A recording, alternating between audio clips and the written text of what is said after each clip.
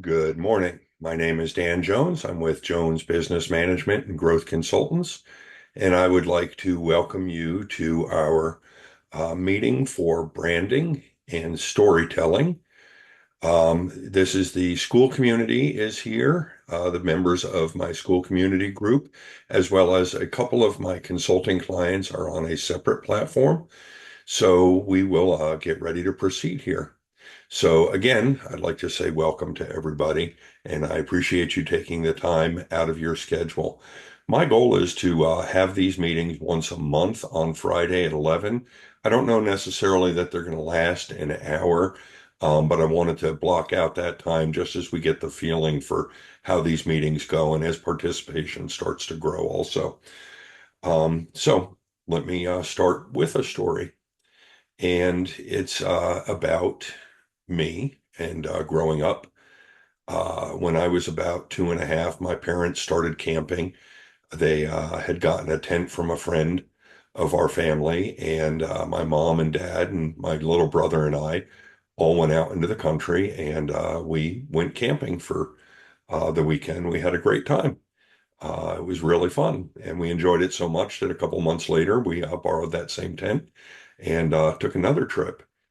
What was enjoyable to me at that time was the thrill of just kind of cooking, out in the open and being able to lay under the stars before we went to bed. And my dad would point out constellations, and we would see different things around the area that we were camping. We usually stayed someplace where there were activities. There might be horseback riding or canoeing or touring some historic place. My father loved to take us to old battlefields of both the Revolution and the Civil War. So that was, an activity. Of course, not so much when we were like two or three, but we enjoyed it so much that by the time we were five, I was five, my parents had bought what was called a scamper. It was a tiny pop-up camper. It slept six people. It had two beds that would fold out on the side, on the sides, and then the table would turn into a bed. Also, you could drop it down and turn in the mattress. And we did that. And then we added my sister to the family and we went to Disney World. Took several days to get down there, several days coming back. And we would see many sites, not just Disney World. And then eventually we got a 27-foot trailer. So camping to me was an integral part of growing up. I really enjoyed it.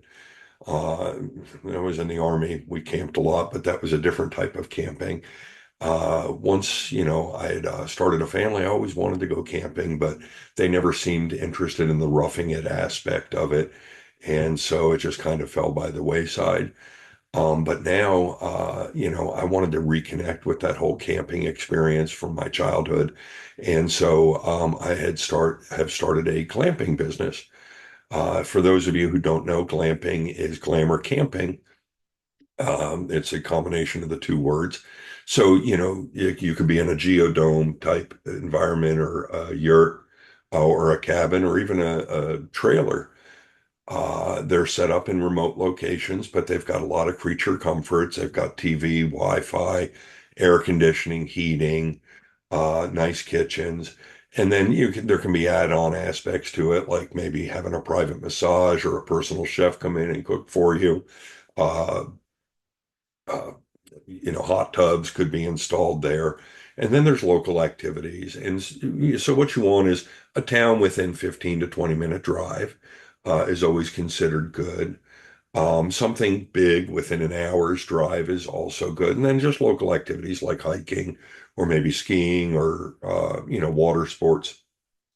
So I started looking for ways to get that to be able to provide to people that were kind of in my position where, maybe the family doesn't want to totally rough it, but at the same time, they want to get to the outdoors and spend time as a family doing activities. So I have started opening glamping build businesses running up and down the Appalachian Trail that people could use if they wanted to take a trip along the Appalachian Trail within a day's drive from each location. There would be a place that they could go so that they could see Appalachia. That's one of the goals, but also for me, so that I have places to stay when I go.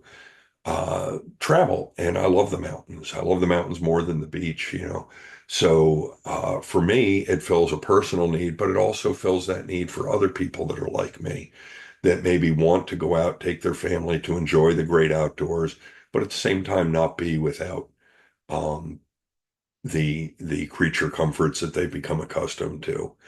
So that's my story. Is it a perfected, finely tuned story? No, not yet, but I'm working on it. So, but that story allows me to connect to people as I refine it. It allows the customers, the potential glampers, to be able to see what I can offer them. Connecting with their family, getting to the great outdoors, seeing sights, but also having the creature comforts of home. Okay. So what I would like to do is I am now going to turn this over to a PowerPoint presentation that we will use to discuss exactly, what we're looking at here. And you're welcome to submit questions through the chat features on the individual platforms that you're using. And once we get done, I will I will uh, start answering some of the questions. So give me a second here. We're going to um, share the screen.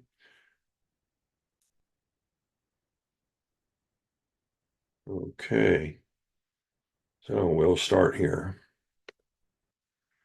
So, of course, I'm Jones Business Management and Growth Consultants, and this is brand storytelling. We are building a narrative, how to connect with customers through compelling stories. So, as you see, my story right now is not quite compelling, but I'm working on getting it there. So the power of storytelling. Storytellings have been the foundation of communication for generations, thousands of years. And we look back, cave drawings. The the groups of people would gather around the fire and tell stories, and they could be stories of great feats that people had accomplished. They could be stories with a moral to them, and just to advance the society itself. Storytelling is how we connect with others and we make sense of the world.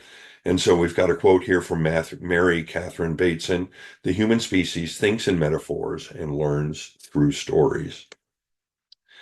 And as I'd said, stories have been passed down since ancient times, from oral traditions to written narratives in religious texts, myths, and folklore. Cultures use storytelling to share knowledge, pass on values, and unite communities. And modern storytelling currently spans books, television, movies, comic books. There's a wide range of ways that we tell stories, and even with brands. Why do we connect through stories? Well, stories activate the brain more than simple facts. They engage our emotions, memory, sensory experiences. When we hear stories, our brains release oxytocin, building trust and empathy with the storyteller. And stories can create emotional connections, which lead to lasting impressions. And so I'd like you to pause for a moment and just think of stories that people have told you that have resonated with you. And I'm not talking necessarily about brands. It could be a story that a family member had told you, which gave you a lesson. My father was always very good at using stories to convey points to us. Perhaps you have somebody in your life that has done that, or perhaps you find that you do it yourself.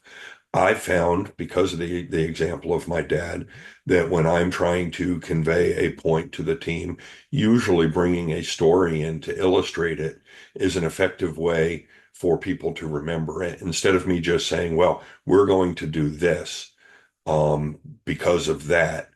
If I work it into a story, then people tend to remember it more. And I'll give an example about this. I sat on the advisory board for a district in the city of Orlando, and one of my functions was to meet with recruits who had just completed the police academy before they were assigned to the Orlando Police Department. And I would, during the course of the breakout conversations I would have with people, one of the things I would tell them was a story from my old business partner, Michael Callahan. He was a great man.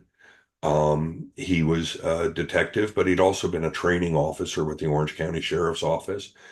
And he had told me that when he was training his recruits, and this is the story I would tell the oncoming police or the incoming police officers, that when Callahan was training recruits, he would tell them, he would say, look, you're going to go out, maybe today, your first day, and you're going to arrest somebody. And then tomorrow you're going to arrest somebody. And eventually it's just going to become a job. You're going to arrest them. You're going to fill out the paperwork. You're going to drop them off to be booked into the jail. For you, it's just a normal day. But for that person, the moment that you put those silver bracelets on them, you become the starring member in the chapter of their life, how my life changed.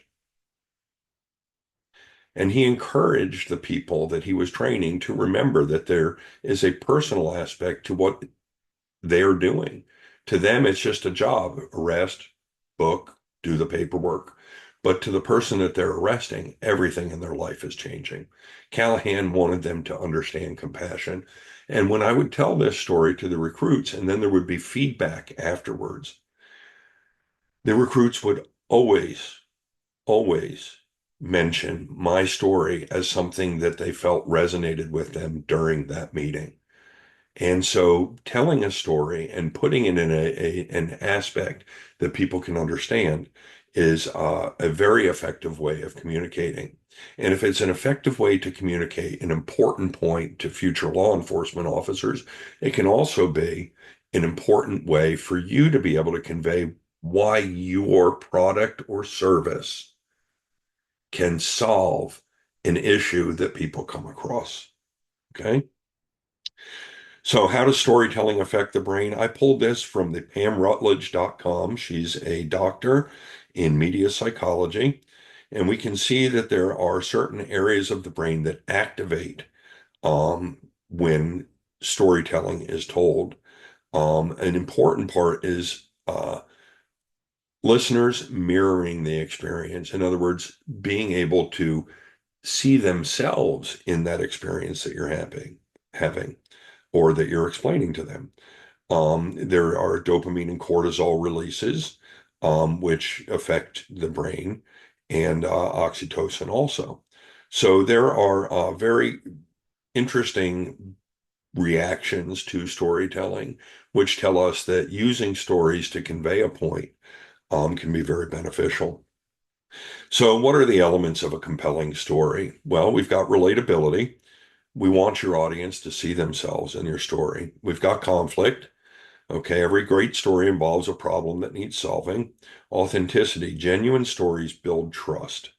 Emotion. We want to engage your audience's emotions to create a memorable connection. In resolution, a clear outcome or transformation at the end.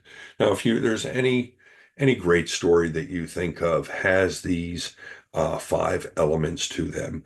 And it's going to be the same in the branding of your storytelling, that you want to have that relatability, conflict.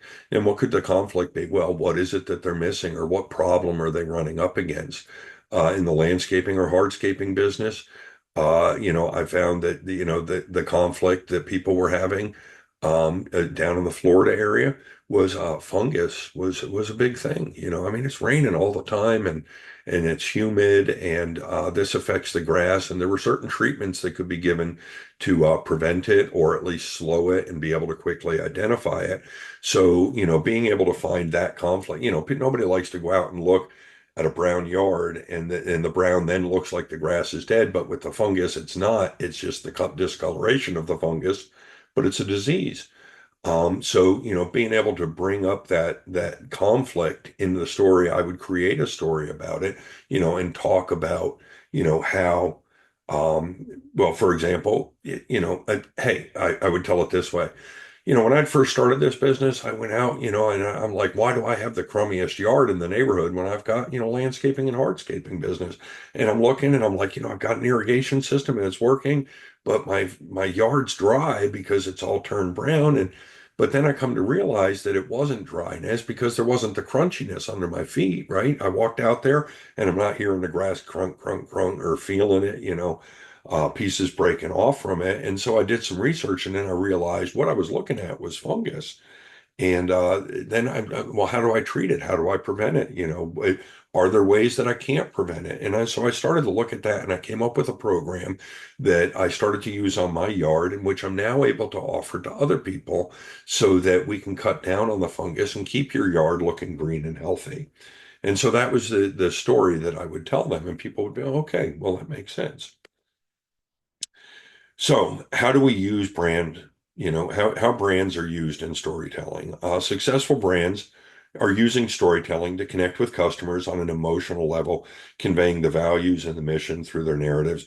Nike's got their Just Do It campaign, and it focuses more on perseverance and personal triumphs.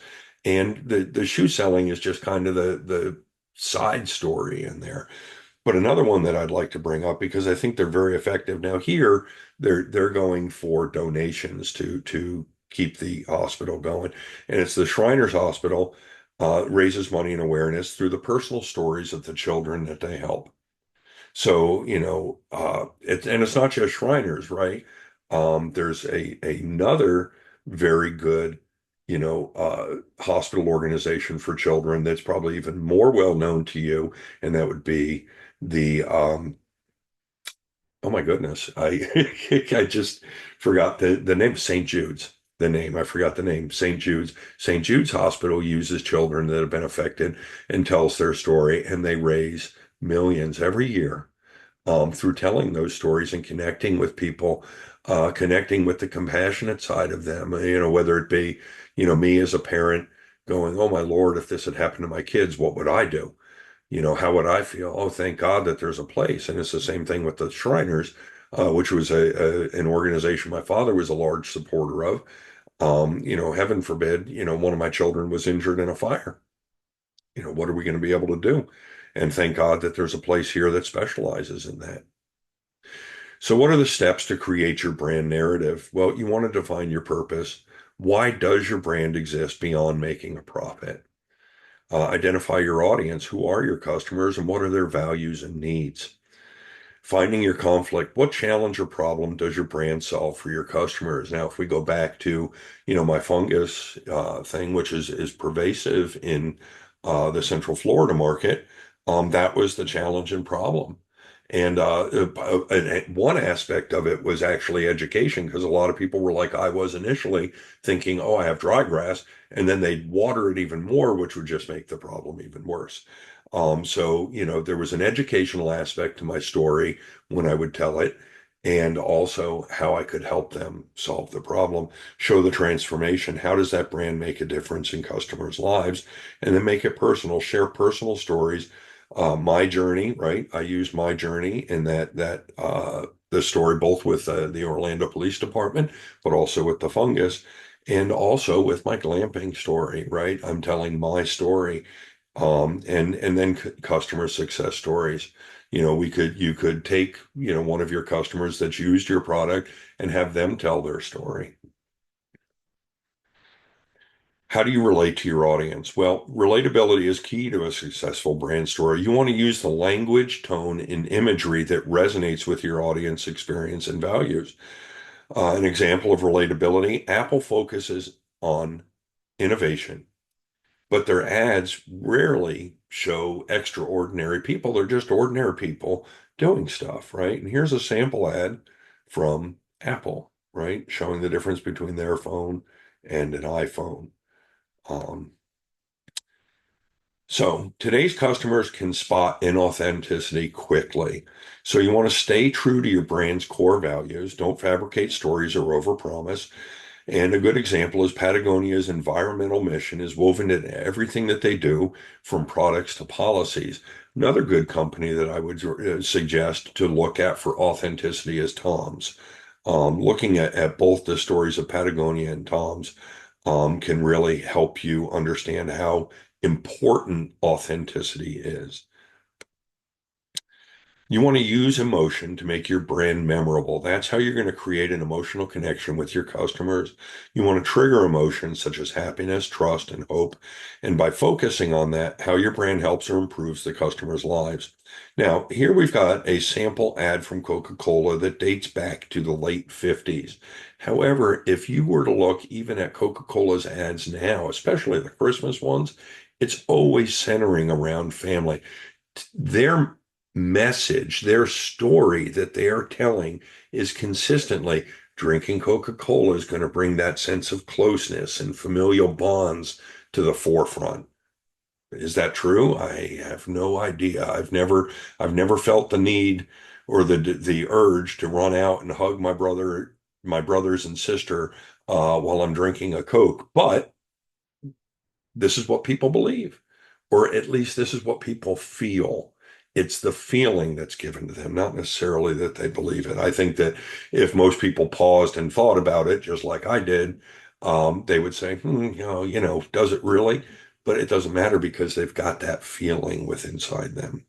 Okay. Every brand is the hero in the story. So you want to structure your brand story as a hero's journey. Your customer is the hero, and your brand is the guide that helps them overcome the challenges. An example, Airbnb positions itself as the enabler of unique experiences, making customers the heroes of their own travel stories. Okay? So I want you to be considering how your brand is the hero in your journey. So what can you do when you leave here? You can start building your brand story. It's more than just marketing. You want to make it the heartbeat of your business. Okay. Now, I don't have it in here, but I have always tried to make sure that anything that I am marketing for the business, that I am explaining to my team members so that they understand. I'll tell them the story that I tell the customers, or I will tell them stories of experiences I've had with instances and how we were able to resolve it so that it resonates with them also. You can use that storytelling with your team to get them to understand how your products or services are helping other people because your team members, whether it's the person answering the phone or the person out doing the service work or the person behind the cash register, they are the best advocates for your company, especially if they understand how your company can serve them. So telling these stories to your team is just as important. Making your team a part of the stories is also important. And craft that narrative so that it resonates with your customers, reflecting your values and creates lasting connections, and also craft it so it resonates with your team. So I would encourage you today or over this weekend to begin outlining your brand's purpose, conflict, and transformation to build a compelling story that sets you apart. And that completes that section. Okay. So now I want to see if there are any questions here. So bear with me a second. And let me, I'm probably as this grows going to need somebody to assist me because I am feeling extremely lost doing this by myself. Okay, so let's see. Um,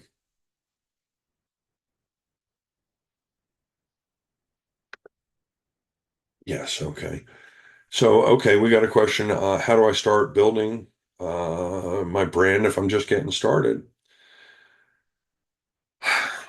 Start with your why, really. Um, what inspired you to create your business, the products or services?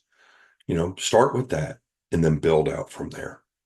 Was it something that you saw?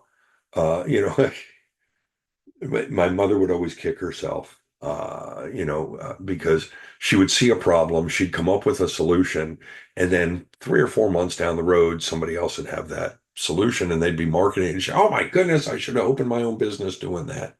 Maybe that's what happened to you. Maybe you saw a problem and you started a business just to deal with that. That's your why. Okay. That's also your conflict. You saw the problem. This was the problem. This was how it affected you. Okay.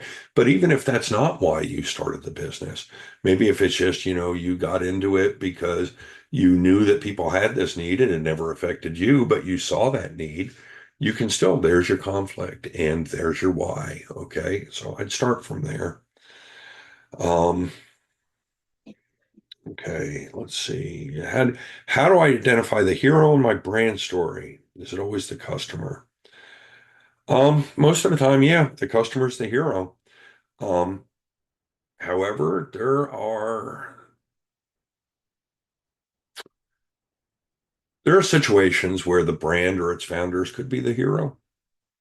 Um, that the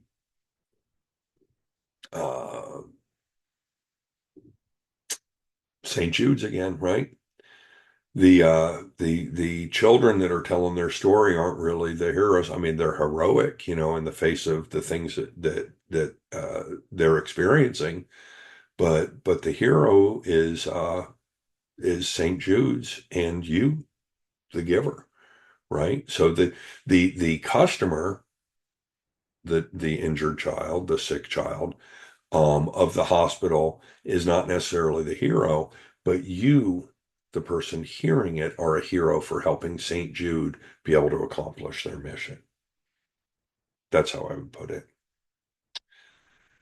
Um, let's see. I'm still taking questions for another minute. We'll probably wrap this up in about 3 minutes. Let's see what other questions. What are the best platforms to share my brand story? Well, that depends on your target audience. I'd start with the website. Start with your website and put it out there. That's got to be the central hub for your brand nowadays. People go to the website, they can see a story on there of how you help somebody, and then people can see themselves as being that same person that needs the help. But video platforms like YouTube and TikTok are another good way. The shorts that are on YouTube that you can put up are a great way to just tell your story. They could just be shorts like, hey, this person was talking to me about X problem, and I was able to tell them why, and that's you, right? Can you, the viewer, see yourself in that? And then with a call to action, we always want to have some type of call to. It doesn't need to be a direct call to action. It doesn't always need to be, hey, go to here to get the problem solved. But you want to have something in there for people to be able, whether it's comments or fill out a form for more information, or say you want to have some type of link to a call to action in there. Um, and then let's see. No, no. Um, Okay, how do I update or evolve my brand story as the business grows? Well, your story is going to evolve, right? As more people interact with it, you have more success, or as the product changes and evolves, the story with it evolves. Like hey, we were taking care of this problem, but we didn't realize that there was this one aspect or segment that wasn't being served. And once we realized that, well, we stepped in and started dealing with that. And then you update your story. You periodically want to go back and you want to update your story. Okay. So yeah, that seems to conclude this for today. I appreciate the questions. I hope that this was helpful to you. If you are interested in further meetings like this, we will be doing them on the first Friday of every month. Um, and it'll be at 11 o'clock, and who knows, you know uh it might just be half an hour uh that it lasts. It might not be the full hour, but I guess we'll see, as time progresses. And this will be on the school platform. I would encourage you, if you do not belong to school, If you are one of my existing clients seeing this, please join the school community, um, and it will benefit you, the feedback that other businesses can give you. There will be courses like this, of course, and there'll be things for you, questions you can ask, answers that other people can give, or answers that you can give from your own experiences and stories to other people. Okay, so thank you very much, and I look forward to seeing you all the next time. And again, I'm Dan Jones with Jones Business Management and Growth Consultant. Thank you. Hi, and thank you for watching our video on brand storytelling. You can find this video and many others in our school community where you're invited to join. School community that I've set up is for business owners or aspiring business owners looking for resources or to share their experiences. We're going to be offering classes in there that you can complete on marketing, leadership, process development, and a whole wealth of other information over the coming months. Additionally, you have message boards where you can share your insights or ask your questions and let others in the community help you find the answers, as well as get some input from me at no charge. It's a free community right now, and I encourage you to visit. And if you just look below, you can see the link to the school community. And as always, like and subscribe our channel so that you can see more informational videos. Thank you and have a good day.